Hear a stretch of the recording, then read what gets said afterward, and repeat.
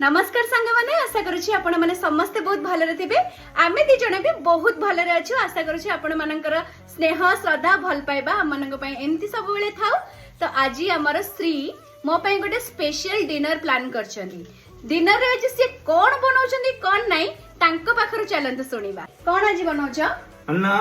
इंदु मैं के मटन सारू ये कोन मु तो बुझी पालेनी खाली एतिके बुझिली मटन ही बना होची सत्तरे आज मटन बनाउछ यस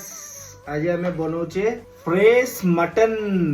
तो चलंतु यार full recipe by chef Shrichandan आपण मानक पई आसी जीवो अच्छा मटन संगरे कोन बनाउछ मटन संगरे स्पेशल हला उसुना भात वाओ मोर तो बहुत ही फेवरेट तो सांग माने मु तो चलिली मोर आज उसुना भात सहित